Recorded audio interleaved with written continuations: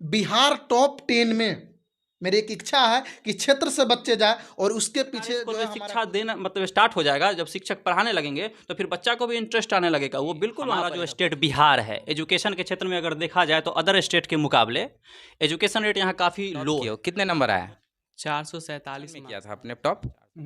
2019 कितने नंबर आए थे? 426। मीडिया को कि आपने इस समाज के बच्चे को हौसला को बढ़ाने के लिए जो इस तरीके का आप लोग स्टेप लेते हैं, इसके लिए एक बार दिल से दो बहुत टॉप बहुत किए हैं और वो जो डायरेक्टर हैं वो बैठे हुए हैं सामने, उनसे हम बात करेंगे कि आखिर ये कैसे पढ़ाते हैं, क्योंकि और स्कूल में पढ़ाई जाती है और सारे कोचिंग सेंटर हमारे बिहार में। आखिर इस कोचिंग सेंटर में ऐसा क्या है, ऐसा कैसे टीचर है और ऐसे डायरेक्टर हैं जो अपने बच्चों को तराश के हीरा बना के टॉप तक पहुंचाते हैं, उन ऊंचाइयों तक, और हमारे बिहार और हिंदुस्तान का नाम रोशन करते हैं।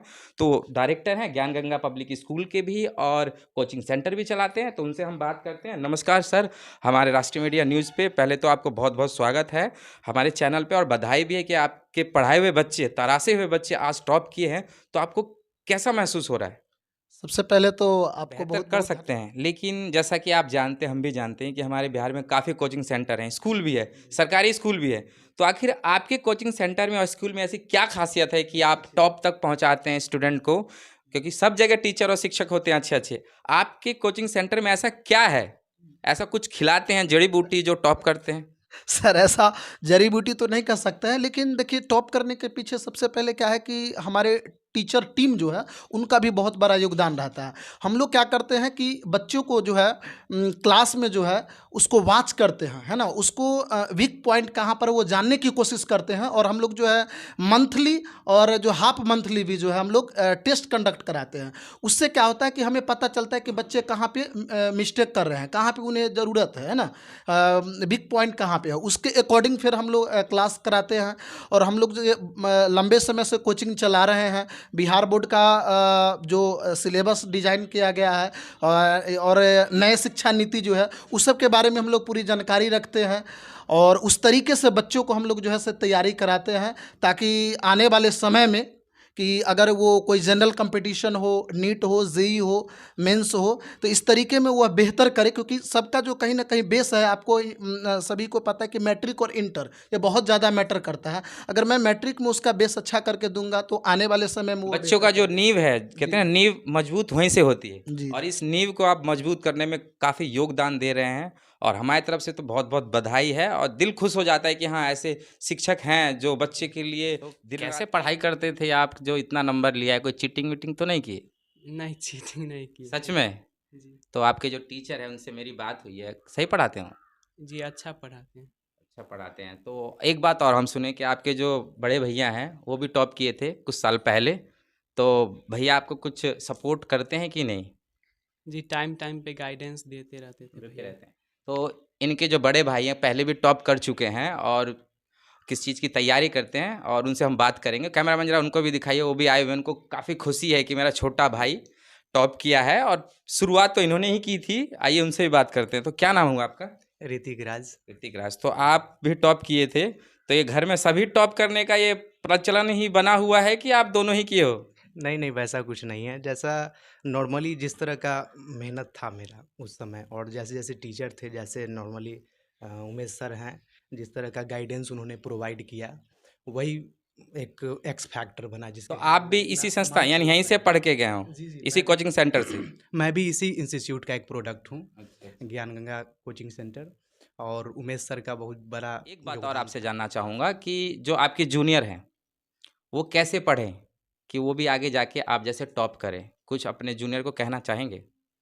जी, वो जिस भी इंस्टीट्यूट में पढ़ते हैं वहाँ पे जो भी टीचर हैं उन्हें जिस प्रकार से गाइडेंस करते हैं वो ठीक ढंग से तैयारी करें और फिर सेल्फ स्टडी पे ज़्यादा ध्यान दें। तो बहुत बहुत अच्छी बात है और बधाई हो हमारी तरफ से जो आप हमसे टॉप जुड़े किए हुए हैं। उनसे कुछ पूछेंगे कि सर एक बात मैं जानना चाहूँगा, क्या सरकारी स्कूल में पढ़ाई नहीं होता है, या और कोचिंग सेंटर में ऐसा पढ़ाई नहीं होता है जो आपके कोचिंग सेंटर में आके बच्चे टॉप कर जाते हैं? कुछ वजह ऐसा, या वही पहले जो डायरेक्टर साहब से मैंने पूछा कि जड़ी बूटी घोट के पिला देते हो कहीं? सबसे पहले तो आपका बहुत बहुत धन्यवाद, जो ये क्वेश्चन आपने किया ये बहुत ही महत्वपूर्ण क्वेश्चन है, क्योंकि हमारा जो स्टेट बिहार है एजुकेशन के क्षेत्र में अगर देखा जाए तो अदर स्टेट के मुकाबले एजुकेशन रेट यहाँ काफ़ी लो है। तो आपका जो प्रश्न है कि लो है, लेकिन एक सच्चाई और है कि सबसे ज़्यादा आईएएस आईपीएस सबसे ज़्यादा हमारे बिहार से ही निकलते हैं। आईएएस आईपीएस निकलते हैं, इसके लिए हम सभी गौरवान्वित हैं, लेकिन अगर एजुकेशन रेट की बात करें तो वो लो है, क्योंकि हमारा जो शिक्षा है वो ओवरऑल देखा जाता है कि कितने प्रतिशत लोग यहाँ पर शिक्षित हैं। और सबसे बड़ा क्वेश्चन जो आपने कहा कि सरकारी विद्यालय में पढ़ाई नहीं होती है, जो बच्चे जो है सो कोचिंग की तरफ रुख करते हैं, बहुत सारे हाँ, कोचिंग। मेरा मेन जो जी, जी। सवाल है यही है आपसे। मैं उसी पे आ रहा हूँ। तो देखिए, सरकारी विद्यालय के जो शिक्षक हैं, ऐसा नहीं है कि उनमें योग्यता की कमी है वो, या फिर वो अच्छा पढ़ाते नहीं है, वो बहुत अच्छा पढ़ाते हैं। लेकिन क्या है कि संस्था, ये जो हमारा जो संस्था चल रहा है, सरकार का जो काम है, बहुत सारे ऐसे काम है जिससे शिक्षकों को व्यस्त कर दिया है। जैसे कि मान लीजिए कि शिक्षकों को जनगणना में ड्यूटी लगा दी गई है, मतगणना में ड्यूटी लगा दी गई है, शिक्षकों को अलग अलग जो है सो साफ सफाई शौचालय कार्य में जो है सो ड्यूटी लगा दी गई है। तो शिक्षक वहाँ से जो है सो डाइवर्ट हो चुके हैं। अब देखिए, सरकारी विद्यालय में साल भर में कितनी सारी छुट्टियां हैं, ऐसे में बच्चों का सिलेबस कैसे कंप्लीट होगा? वो कंसिस्टेंसी नहीं है, रेगुलर बेसिस पर जो है सो बच्चे को नहीं पढ़ा पा रहे हैं वो, क्योंकि अन्य सारा काम है। बीच में रजिस्ट्रेशन का काम कभी आ गया, कभी जो है सो हॉलीडे का छुट्टी है, कभी जो सो कॉपी चेक करना है, तो इन सब तरीके का काम, मूल्यांकन कार्य में उनको जाना पड़ जाता है। तो शिक्षकों पर हमारा ये कहना है कि सरकारी शिक्षकों पर आप बाहरी कामों का दबाव नहीं दीजिए। आप पढ़ाने के लिए रखे हैं, तो उनको पढ़ाने का ही काम करने दीजिए, तभी वो बेहतर पढ़ाएंगे। जब बेहतर सरकारी स्कूल में शिक्षा देना मतलब स्टार्ट हो जाएगा, जब शिक्षक पढ़ाने लगेंगे, तो फिर बच्चा को भी इंटरेस्ट आने लगेगा, वो बिल्कुल वहाँ पढ़ेगा। कोचिंग संस्था क्या है? कोचिंग संस्था में हम क्या करते हैं कि बच्चों के प्रति पूरा डिवोटेड है। सही कहा आपने। हमारे पास दूसरा काम नहीं है, हम ये मतगणना जनगणना नहीं करते हैं। जैसा कि हमारे सर जो बता रहे थे, और सबसे पहले मैं जनता को बोलना चाहूँगा कि कुछ दिन पहले एक चकमिलकी स्कूल है, वहाँ पे मैंने रिपोर्टिंग किया था। जो मैडम थी, उनको हमारे मुख्यमंत्री का नाम नहीं मालूम था और ना हमारे प्रधानमंत्री का नाम था। और जो सरकारी स्कूल के जो टीचर होते हैं, उनकी सैलरी तो आप अच्छे से जानते होंगे कितनी मिलती है, लेकिन पढ़ाई में 0 0 0। अब वो उन्हीं बातों से हम सर से पूछेंगे कि क्या उनमें गुणवत्ता चेक करके उनको बहाली किया जाता है कि नहीं किया जाता है? क्या उनमें गुणवत्ता है कि नहीं, या इनमें गुणवत्ता है कि नहीं? क्या उस लायक या योग्य नहीं है ये? तो एक बात और पूछना चाहूँगा सर, वो शिक्षक जो सरकारी हैं, उनको सैलरी भी अच्छी मिलती है, आपको भी मालूम होगा, सभी को मालूम है। तो उन शिक्षक को क्या प्रधानमंत्री और मुख्यमंत्री का नाम मालूम होना चाहिए कि नहीं मालूम होना चाहिए? अगर उनको नहीं मालूम, तो बच्चों को क्या मालूम पड़ेगा? देखिए, आपका जो ये सवाल है बिल्कुल प्रासंगिक है।